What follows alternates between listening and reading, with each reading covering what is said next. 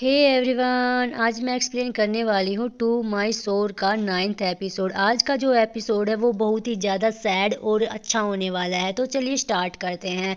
Episode के starting में हम देखते हैं कि एक लेडीज़ परफ्यूम की बोतल देखने के बाद यही बोल रही थी कि मुझे काफ़ी सारे गिफ्ट मिले हैं, लेकिन गिफ्ट देकर मुझे इम्प्रेस करना मेरे लिए काफ़ी ज़्यादा मुश्किल है, लेकिन तुम्हारे गिफ्ट से मैं प्रभावित हुई हूँ। और आगे वो लेडी उसे कहती है कि 1 घंटे में मेरी मीटिंग है, लेकिन मैं तुम्हें 10 मिनट ही दे सकती हूँ। तभी हम देखते हैं कि वो लेडी के सामने जैन जैन खड़ा था और वही औरत थी जिसके साथ जैन जैन ने सोने से मना कर दिया था, जिसकी वजह से उसका शुगर डैडी उसके ऊपर काफ़ी ज़्यादा गुस्सा हो गया था।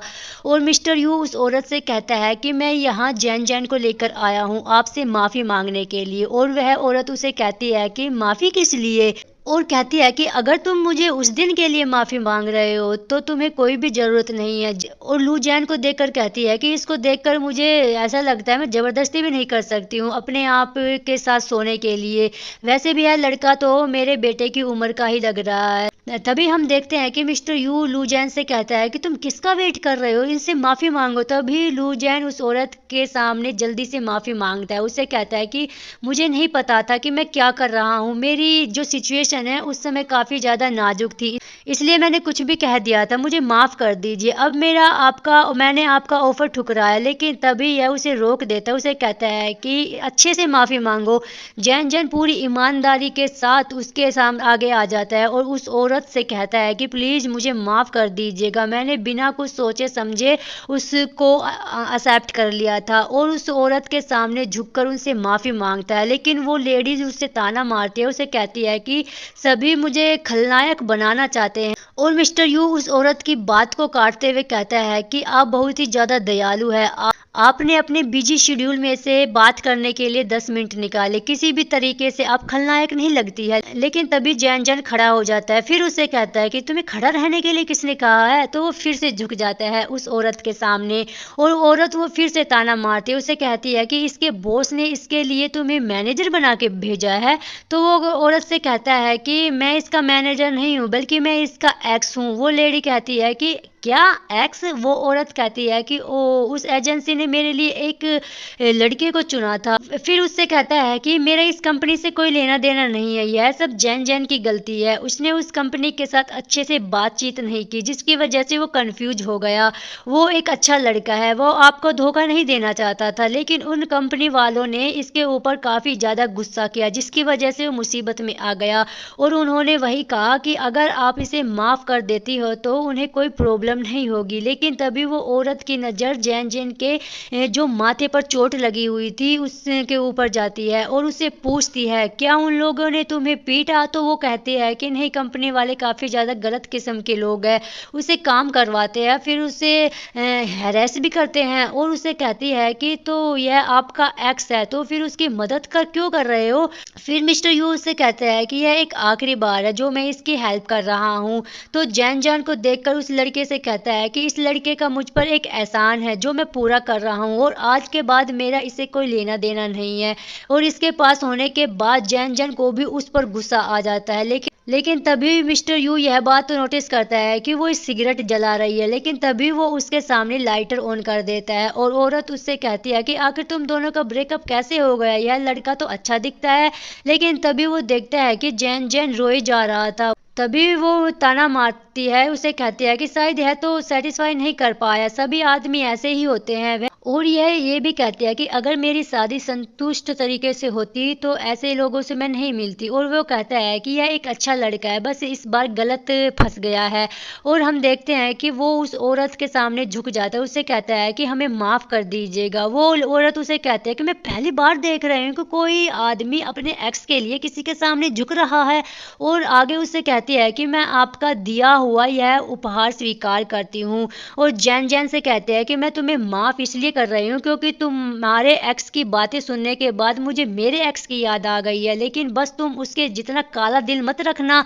और जैन जैन फिर से उस औरत के सामने झुक जाता है, उसे कहता है कि मुझे वाकई में बहुत ज़्यादा बुरा लग रहा है। लेकिन तभी उसकी फाइल पर साइन कर देती है, वो फाइल उस औरत से लेने वाला होता है मिस्टर यूथ। और तभी वो उससे कहती है कि मुझे बहुत अफसोस की बात है, अगर तुम्हें औरतें पसंद होती तो मैं तुम्हारे लिए कोई भी कीमत लगाने के लिए तैयार हो जाती। वह औरत उसे फाइल दे देती है हंसकर। कर।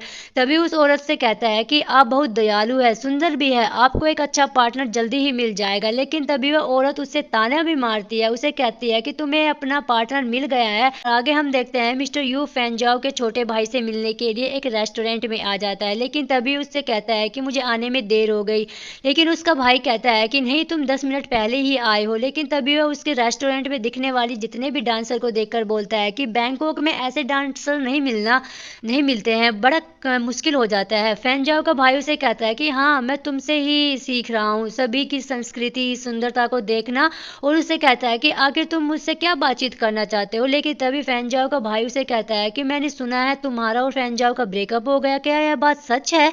लेकिन तभी उसकी बात को सुनने के बाद फिर उसे कहता है कि मुझे लगता है कि तुम्हें मुझसे कुछ जरूरी बात करनी है, लेकिन अगर तुम मेरे साथ ऐसे गोल गोल घुमाकर बात करोगे तो मैं शायद शो का ही आनंद ले पाऊंगा। उसका भाई उसे कहता है कि ठीक है, मैं पॉइंट पर आता हूँ, मुझे बताओ फैनजाओ ने तुम्हारे साथ क्या किया है, क्या तुम उसके साथ सचमुच में बदला लेना चाहते हो?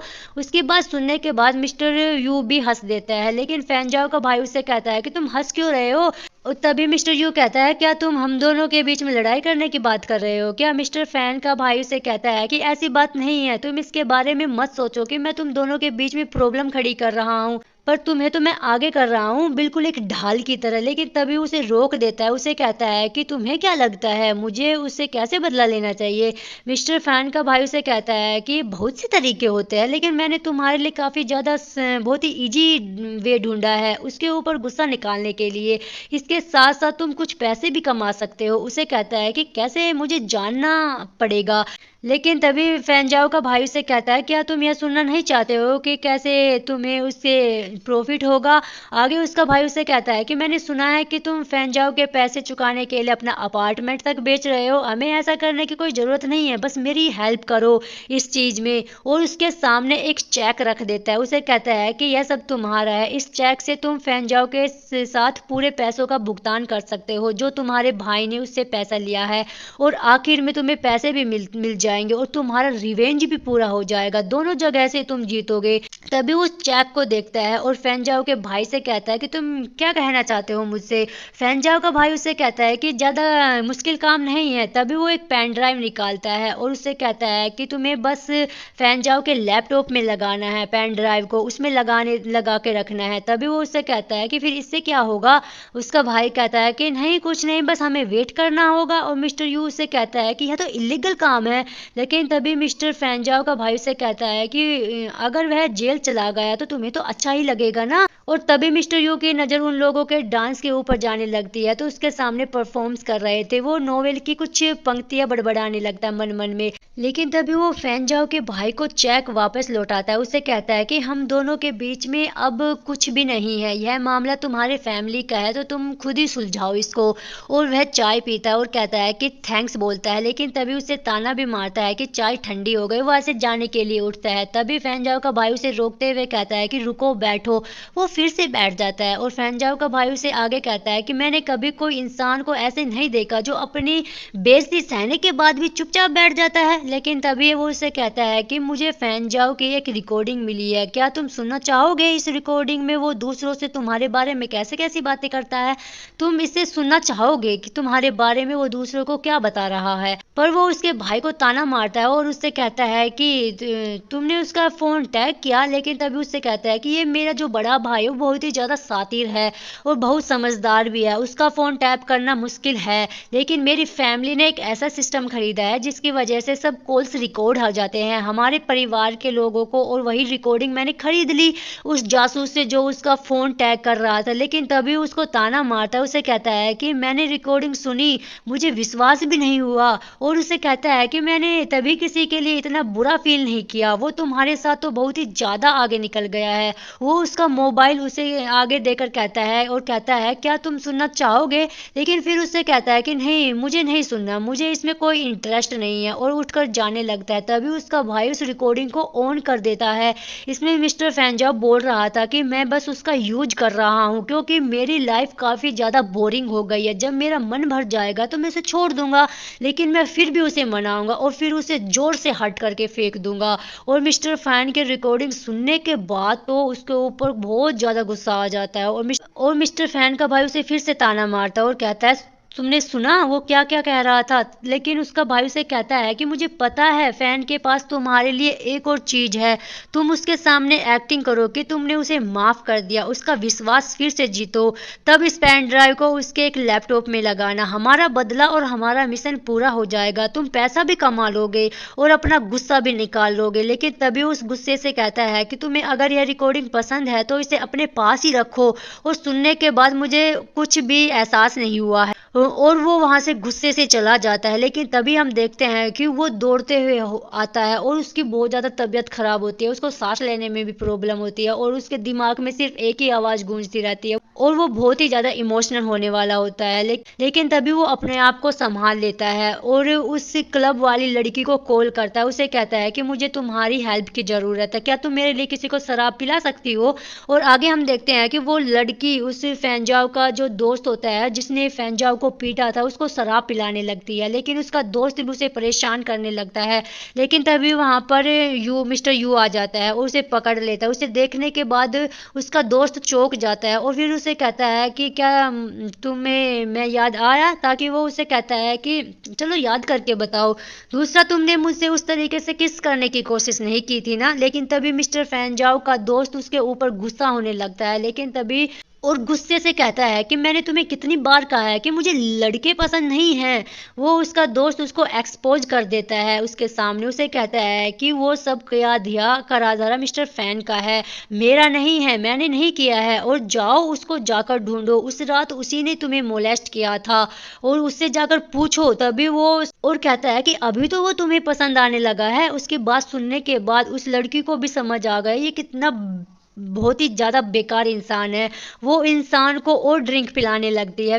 फिर मिस्टर यू अपने घर पर आ जाते हैं और आगे हम देखते हैं कि वो मिस्टर फैंजाओ की एक दूसरे के बारे में सोचता रहता है और ड्रिंक्स करता रहता है और उसकी बात याद करता रहता है, कैसे उसने मिस्टर फैंजाओ से कहा था कि तुम मुझसे झूठ बोलते रहो लेकिन मुझे पता नहीं चलना चाहिए। वह गुस्से से अपने हाथ से गिलास को नीचे फेंक देता है और जैन जैन को कॉल करके बुला लेता है। उसे कहता है कि जो पेंटिंग फैंजाओ ने तुम्हारे लिए खरीदी थी, बनाई थी, वो यहाँ पर लेकर आओ। और नेक्स्ट सीन में हम देखते हैं कि फैंजाओ अपने दोस्तों के साथ ड्रंक होकर क्लब से बाहर आ रहा था। उसका दोस्त भी उसे कह रहा था कि तुमने बहुत अच्छा काम किया है, लेकिन तुम इसके साथ बहुत दिनों से थे, तुम्हें उसे पहले ही छोड़ देना चाहिए था, चलो घर चलते हैं। लेकिन फैंजाओ उसे कहता है कि नहीं, मैं अपनी गाड़ी से जाऊंगा। वे वहां से जाने लगता है और आगे हम देखते हैं कि जब वो अपनी कार की तरफ बढ़ता है तभी वहां पर मिस्टर यू आ जाता है, लाइटर जलाए रखता है, उसकी तरफ देखता रहता है और उसको देखने के बाद उसका नाम पुकारता है और उसके करीब जाने लगता है। मिस्टर फैन उससे कहता है कि मुझे नहीं लगा था कि तुम मुझसे मिलने के लिए यहाँ पर भी आ जाओगे। लेकिन तभी उसको जैसे ही हक करने वाला होता है वो साइड में हट जाता है। लेकिन तभी उससे कहता है कि मैं तुमसे एक बात करना चाहता हूँ, मैं तुम्हारे भाई से मिलने के लिए गया था। तो मिस्टर फैंजाओ से कहता है कि मेरा भाई बिल्कुल भी अच्छा इंसान नहीं है, तुम मुझसे मिलने के लिए क्यों गए थे? लेकिन तभी वो कहता है कि तुम क्या कह रहे हो।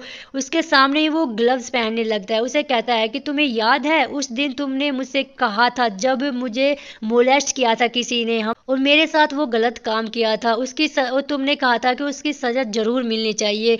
और वो कहता है कि मैंने ही ये खरीदे हैं, तुम्हें पसंद आएंगे। लेकिन तभी वो उसे मार देता है। आगे हम देखते हैं कि जो ग्लव्स थे वो किसी और ने नहीं बल्कि मिस्टर फैंजाओ ने ही उसको दिए थे और वो फिर से खड़ा हो जाता है, फिर से उसे फिर से पंच मार देता है। लेकिन फैंजाओ भी अपने मन में यही सोच रहा था कि शायद वह फिर से जीत जाएगा और फैंजाओ को मारते हुए मिस्टर यू भी यही सोच रहा था कि जब वो सो रहा था कि यही बड़बड़ा रहा था, डर भी जाता है। लेकिन तभी हम देखते हैं कि फैन यह भी सोचता है कि क्या हमारा रिश्ता सचमुच में खत्म हो जाएगा।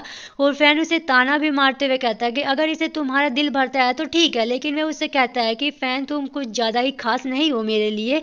वो फिर से उसको एक पंच मार देता है। लेकिन फिर फैन जो उसे कहता है कि तुम इतने अच्छे इंसान हो, तुम मेरे साथ ऐसा नहीं कर सकते हो। लेकिन वह उससे कहता है कि शायद तुम्हें एक स्पेशल ट्रीटमेंट की जरूरत है। वह उसके ऊपर पैर रख देता है। उसे कहता है कि तुमने जो पेंटिंग दी थी उसे देखने के बाद मुझे लगा कि तुमने मेरे लिए वहां पर एक लाइन लिखी थी। आगे हम देखते हैं कि उसके पेंटिंग में उस दिन लिखा हुआ था कि जो सच्चा इंसान होता है वह कभी भी नहीं गिरता, उसे नीचे खींचो। और फैंजा उसे कहता है कि हाँ तुम मेरे लिए अच्छे इंसान हो, तुम मेरे भगवान भी हो। और फिर उसे ताना भी मारता है। उसे कहता है कि तुम बहुत ही ज्यादा गिरे हुए इंसान हो और तुम तो नरक में ही जाओगे। मिस्टर यू बोलता है लेकिन तुम मुझे अपने साथ नरक में खींचना चाहते हो, हाँ। लेकिन तभी वहाँ पर मिस्टर फैनजाओ का दोस्त गुस्से में आता है और उसको हॉकी से मारने ही वाला होता है कि तभी मिस्टर फैनजाओ उससे मिस्टर यू को अपनी तरफ खींच लेता है और वो उसके ऊपर गिर जाता है।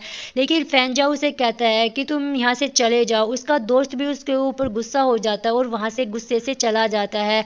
आगे हम देखते हैं कि जैसे ही वो उठ जाता है, उसके दोस्त की जो स्टिक थी वो गिरी हुई, उसको उठा के ले आता। लेकिन तभी मिस्टर फैन को मारने वाला होता है, लेकिन वो उसको नीचे धरती में मार देता है। उसके करीब आकर फिर उससे कहता है कि मैं तुमसे आखिरी बार पूछ रहा हूँ, आखिर तुमने मेरे साथ ऐसा क्यों किया। मिस्टर फैन उससे कहता है कि मुझे माफ़ कर दो, यह सब मेरी गलती है। उसकी बात सुनने के बाद उसको ऊपर हंस देता है और वो एक कार्ड निकाल कर देता है। मिस्टर फैन जाओ से कहता है कि इसमें इतने पैसे हैं जो मेरे भाई को तुमने दिए थे। और वह पूछता है कि तुम भी मानते हो कि भगवान होता है। लेकिन तभी वह उसके गले के लॉकेट को निकाल लेता है। उसे कहता है कि मुझे हमेशा लगता था कि यह अशुभ है, लेकिन तुम्हें देखने के बाद अब मैं इसे कंफर्म कर सकता हूँ। और उसे कहता है कि तुम्हारे गले का लॉकेट सबकी रक्षा करने के लिए है, लेकिन तुमने तो इसका दुरुपयोग कर दिया। और वहां से वो कहकर यह चला जाता है। और वहां पर फैनजाओ लेटे हुए यही कहता है कि मुझे नरक में जाना चाहिए, लेकिन वो यह भी कहता है कि वो अभी नरक में नहीं जाना चाहता है, वो उसी के बारे में बड़बड़ाता रहता है। और वो तभी एक बंद कमरे में आ जाता है। वो अपनी माँ के बारे में सोच रहा था कि कैसे सुनामी में वो डूब गई थी। वो अपने को वैसे ही डूबते हुए इमेजिन करता है। अपनी माँ से कहता है कि आपने मुझे बचाया था, लेकिन मुझे यह नहीं पता था कि आपने मुझे किससे बचाया था, आखिर किसके लिए। और यह भी सोचता है कि कैसे उसकी फैमिली उसे छोड़कर वहां से भाग गई थी। और वो अपनी माँ के साथ काफ़ी ज़्यादा इमोशनल हो जाता है। वही कहता है कि जिनको मरना चाहिए था वो तो अभी जिंदा है और तुम चली गई हो। और यह भी कहता है कि मैं अभी नहीं मर सकता हूँ, मेरे पास कोई भी खुशी नहीं है। लेकिन तभी वह देखता है कि मिस्टर यू अंदर आ रहे हैं उस कमरे में, तो वो शॉक्ड हो जाता है। उससे कहता है कि तुम्हारे पास मैं हूँ। उसे देखने के बाद मिस्टर फैनजाओ तो खुश हो जाते हैं, लेकिन तभी उसके ऊपर गुस्सा हो जाता है। उसे कहता है कि मेरी जिंदगी में वापस मत आना, और दरवाजा बंद करके वहां से चला जाता है। मिस्टर फैनजाओ उसका नाम लेकर जोर जोर से चिल्लाने लगता है। उसे कहता है वापस आ जाओ, क्या तुम्हें मेरी सचमुच में कोई परवाह नहीं है। तुमने तो वादा किया था, तुम मुझसे प्यार करते हो, तुमने कहा था तुम मेरी परवाह करते हो, मेरी रक्षा करोगे, क्या अपने वर्ड तुम्हारे मायने नहीं रखते। वो जोर जोर से चिल्लाने लगता है, तुम मुझसे प्यार नहीं करते हो क्या, ठीक है मत करो। फिर उसे कहता है कि तुम अच्छे इंसान नहीं हो क्या, हमारा और क्या तुम मुझे बचाने के लिए नहीं आओगे, आखिर मुझे छोड़ने की इजाजत तुम्हें किसने दी। और वो फिर से अपने आप को पानी में इमेजिन करता है और यह कहता है कि सब मुझे छोड़कर चले गए, और कहता है कि मैं अब शांति से मर सकता हूँ। वो अंदर डूबने लगता है, लेकिन तभी उसको किसी की कॉल आ जाती है। उसको लगता है कि मिस्टर यू की कॉल आ गई। वो एकदम से बाहर निकल आता है पानी से और उठ जाता है और कॉल को उठा लेता है। आगे हम देखते हैं कि मिस्टर यू अपने कॉलेज वापस आ जाता है। वो यही सोचता है कि अब मैं यहाँ पर नहीं रह सकता हूँ। और मिस्टर यू अपने प्रोफेसर के सामने बैठा हुआ होता है। उसके प्रोफेसर उसे कहता है कि मैंने तुम्हें जो फाइल भेजी थी, क्या तुमने वो अच्छे से देख ली, हम जल्दी से अपने जो प्रोडक्ट्स है वो लॉन्च कर रहे हैं। लेकिन तभी उसके प्रोफेसर से यह भी कहते हैं कि बचपन में तुम अपने छोटे भाई की तरफ ज़्यादा बचत करने के लिए करते थे, जिसकी वजह से तुम अपनी पढ़ाई छोड़नी पड़ी, पढ़ाई पूरी नहीं कर पाई। उसके प्रोफेसर उसे एक जॉब ऑफर करते हैं। उसके प्रोफेसर की बातें सुनने के बाद वो यही सोचता है अगर मैं यहाँ पर रुका तो फैनजाओ से फिर से मिलना पड़ेगा। उसके प्रोफेसर भी उसे कहता है क्या तुम्हें यह जॉब अच्छी नहीं लगी। उसे कहता है कि ठीक है, मैं आपकी जॉब एक्सेप्ट करता हूँ, जो आप जो कहेंगे मैं करूँगा। उसके प्रोफेसर उसे कहता है कि जल्दी से तुम्हारी कंपनी से इस्तीफा दे दो, कल ही।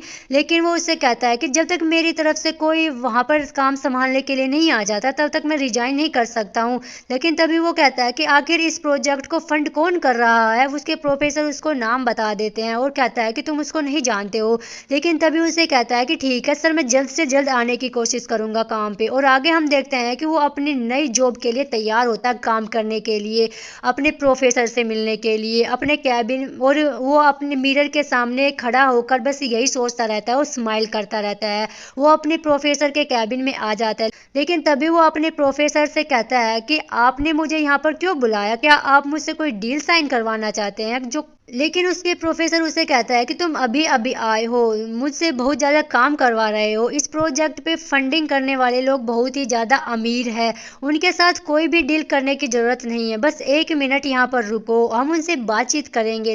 लेकिन तभी वहाँ पर उसके प्रोफेसर की सेक्रेटरी आती है, उसे कहते हैं कि वो लोग आ गए हैं। तभी मिस्टर यू भी उनका स्वागत करने के लिए खड़ा हो जाता है, लेकिन तभी वह देखता है कि उन लोगों के पीछे मिस्टर फैंजाओ भी अंदर आ रहे हैं और वो बिल्कुल शॉक्ड हो जाता है। और आई एम ऑल्सो शॉक्ड, वो उसकी तरफ देख रहा था और वो दोनों एक दूसरे की तरफ देखने लगते हैं। वो दोनों ही चौंक जाते हैं, मिस्टर यू तो ज़्यादा ही चौंक जाता है। और इसी के साथ हमारा प्यारा सा एपिसोड का एंड हो जाता है। अगर आपको मेरा एक्सप्लेनेशन अच्छा लगा तो प्लीज़ सब्सक्राइब कर लीजिएगा। आज के लिए बस इतना ही, मिलते हैं नेक्स्ट एपिसोड में। Thanks for watching, bye bye.